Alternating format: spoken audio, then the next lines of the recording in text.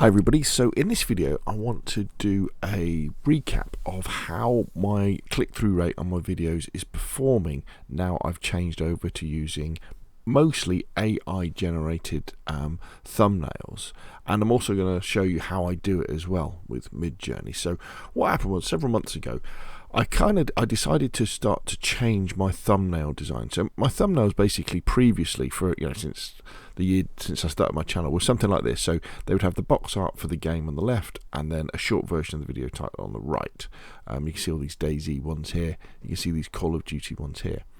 And around about sort of April time I thought, well, I wanted to switch it up anyway, because on a thumbnail you get these other icons appear on the right hand side which kind of blocked the name of the video. So I was considering just flipping it around, but I thought, well, while I'm here, let's think about how we can do this differently as well. And also at this time there was a lot of hype about AI photographs, and I've done an awful lot of photography, amateur photography in the past, and it kind of really intrigued me. And I thought maybe we could mix them up, so that's what I decided to do. So from kind of April onwards I switched over to this style of thumbnail, where I use Midjourney to create a photorealistic image related to the video and or the game, and then I put the video title on the left.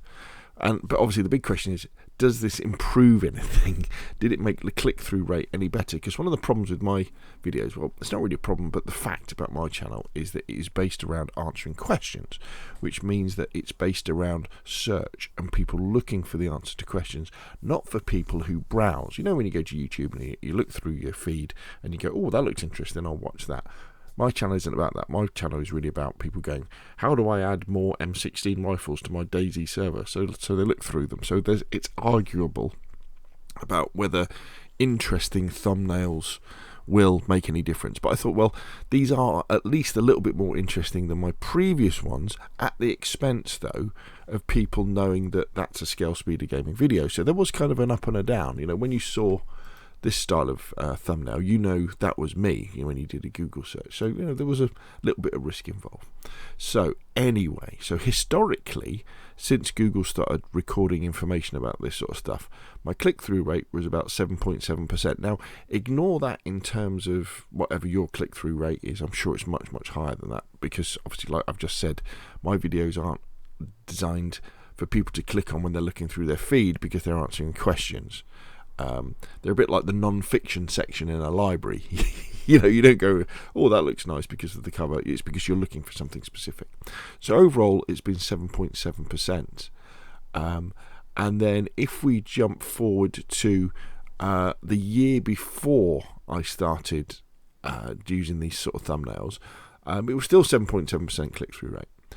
But if we now jump from when I started using the AI thumbnails to now, so the 4th of April to roughly the 10th of October, my click-through rate is 7.9%. As you can see, it hasn't really changed that much, and that's only a small percentage, but I do get quite a few views. So over 3 million views, that does mean a few more people are clicking through. Not many, but it is an improvement, and I'm kind of happy with that, because what I was worried about is the click-through rate would be reduced. And if the click-through rate had gone down, what I was going to do probably is flick back to the old way of doing it, but change things around so the game box art would be on the right and the title would be on the left. As it is, I'm going to keep doing the AI Midjourney photorealistic ones, but what I do now as well is I do mix in a lot of actual game footage as well, where it's appropriate, and also it tends to be where the game makes it easy for you to do that. So for example, now these are probably quite difficult to see, you might have to go max screen, but for example with DayZ I was making a video about the crocodile mod. So it would have been very difficult to get Midjourney to create a thumbnail that reflected a DayZ crocodile with someone behind it. So it's easy for me then to go into the game, go into my experimental server, go into free cam, spawn in the stuff I want, and then take a screenshot. And so I do that. And so games like Armour, especially, it's nice and easy to do that as well. Reforger, it's nice and easy to do with that as well. What What have I done recently? Things like Call of Duty, it's not that easy to do, you see. So maybe sometimes with things like Call of Duty, like with the Modern Warfare 3 beta, what I might well do is I may well still use some of the box art as well. So I'm going to mix it up a lot more. I'm not going to be tied to just creating photorealistic thumbnails. But, you know, this kind of shows that they kind of has worked. So, how do I make them? So, it's a combination of Photoshop and using Midjourney. And I'll put links to all this in the description of the video. But it's important to understand that Midjourney, you can play around with it for free.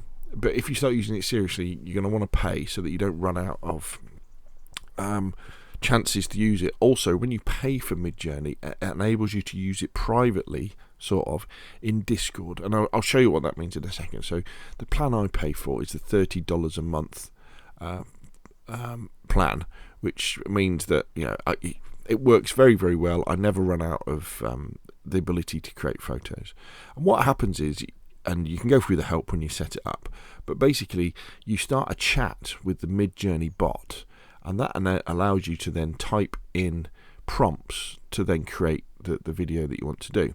So the standard overall for my video, my thumbnails, is this little prompt at the end here. So photorealistic, color codec portrait film. The current version I'm forced it to use is version 5.2. Now, depending on when you watch this video, that may well have gone up. If you miss out that V5.2, it will just use the latest version anyway. And then the AR, the aspect ratio, is 7:4, so that it's kind of thumbnail size. So what I do is I always copy that. And let's say we were going to do a thumbnail about this particular video.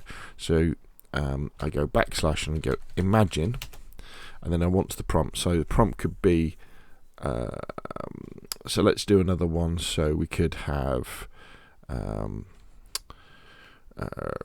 male robot sitting at computer desk working on PC. Dramatic lighting. Because the thumbnail for this video would be does AI thumbnails work, that sort of thing. And then I put in my bit at the end. I've just pasted that in. Photorealistic color portrait film 5.2. Press enter, and Midjourney will start thinking about that. And the beauty of doing it like this, but you have a paid plan when you're working in Discord, and not just in the Midjourney Discord where you can play around with it for free, is that you can make multiple iterations of images. Because one of the things that was starting to bother me, and why I made this video to check whether it was working or not, was because sometimes this can take quite a lot of time, because it's very much like having to describe what you want to someone, them going away doing it and coming back, and you're like, well, that isn't really quite what I wanted, let's do it a little bit differently. And sometimes making these photos can take much, much longer than it takes me to actually make the video itself. So this is the 4 options it's come up with. So what we'll do, we'll ask it to come up with some more anyway. And what we'll also do is we'll just copy all of that, and we'll go imagine, and we'll say female robot as well. So we've got a choice of both.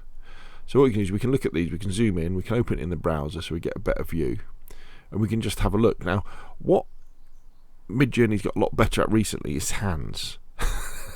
Hands always tend to be it's kind of difficult point, but these all look pretty good, don't they? I like that one. Oh, the fact that apart from the fact he's got human hands.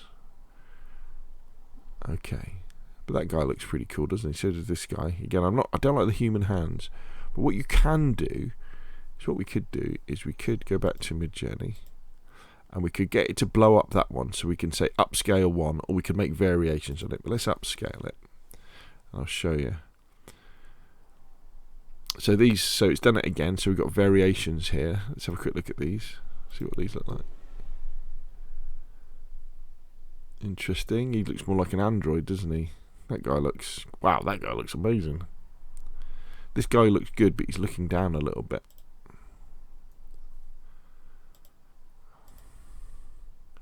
And here we have the ladies. yeah, I mean, these look these look pretty cool, don't they? Yeah, I mean, that looks amazing, doesn't it? I'm not quite sure what's going on with her arm here, though. Wow, look at that one. That looks really, really good. That one looks amazing, actually, doesn't it? Look at that one. Looks very, very good. Okay, so I'm probably going to choose one of those because I think they're more dramatic. But what I just want to go back to is show you how to change a little bit. So, say with this one, we're not happy about his hands because we like all this bit, but we just don't like the fact that he's got human hands. What we can do is we can say vary region, like this, and then we can just make a box over his hands and just submit that. And it will then look at that area. Now, sometimes it does it very well. And it will sort it out. Sometimes it will just kind of delete what's in there. So part of this process is often being able to let go of an image you really like. So sometimes the image you really like but it isn't quite right, and you keep iterating on it and it never quite goes right. So sometimes you have to say sod it and work again. The other thing you can do as well is you can also just make simple variations. So for example, with these 4 here, I mean, these all look amazing, don't they? But I could also say, okay, make me a variation of 1, 2, 3 and 4. So Midjourney is going to take what it's done and then just make them slightly different as well. So here we go. So it's changed the hands now. So let's go in and have a look. Yeah, so these look more like robot hands, don't they? They don't look very good. They look okay. They look okay. They look a bit big. So I think it would probably be a choice. If I was going to use these, it would probably be a choice of that one or that one. So what we then do is we go back to Midjourney and we say, okay, upscale number 2 for me. Okay, so like that. Now let's go and set now. Meanwhile, okay, so we've reached the number of queued jobs, so it's coming up with all of these. So we've got all these different things that we could use. These are, yeah, I mean, these are very good, aren't they? Let's go back to the original ones.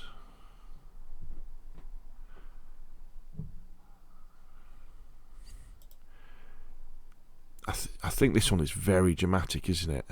That one there is very, very dramatic. The hands look good as well. The computer looks good. I like the red. So let's just upscale number 4. I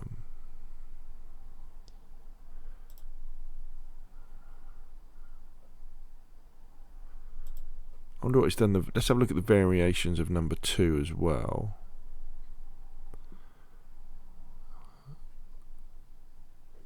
I think these are the variations of number 2, aren't they? Oh, here we go. Let's have a look.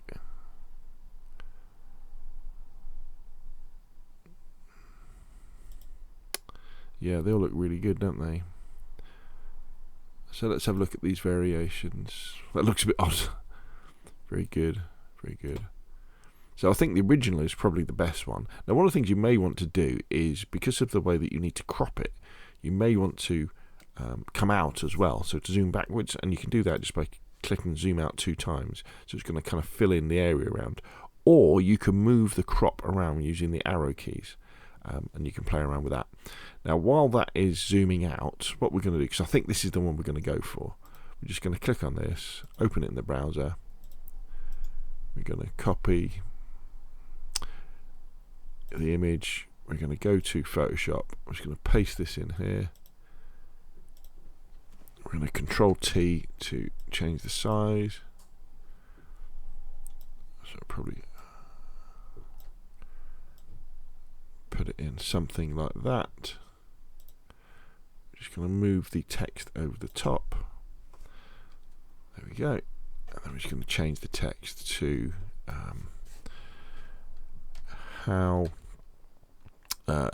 let's call it click-through rate with AI thumbnails. And then we're going to make that a bit smaller, just take it down to 120. And then one of the things I could do is you could change that to say red as an accent. And there you go. So there we got. There we go. So I think we've got quite a nice thumbnail for this particular video. I might change it, but actually I'm not sure whether the click-through rate with AI thumbnails is good. We might change it to photorealistic or something. And actually looking at it now, I'm not completely happy with that lady's eyes. So what we might do, so here's the zoomed out versions. We can see all these. So, but what I'm going to do, we're just going to go back in, and we're going to say vary region. Now, sometimes the small areas it wants bigger, but it's really just our eye that I want to. Yeah, we're going to have to do it a bit bigger. Let's see what that is. It's not terrible, but I would like to see some sort of iris in there as well. Let's see what Midjourney comes up with. But hopefully you can see by working in Discord like this, it's really easy. It's a really nice workflow of sort of producing things and checking them out and creating variations and being able to create multiple variations so that you can come back and just, you know, pick the one that you want. So here we go. So this is almost, you can see here it's 78%, so it's almost finished.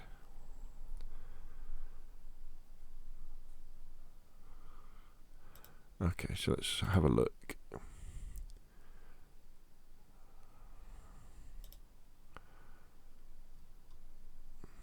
Yeah, I'm not sure whether these eyes are any better or not. That eye is definitely better. Okay, so that's number 2. So let's upscale number 2.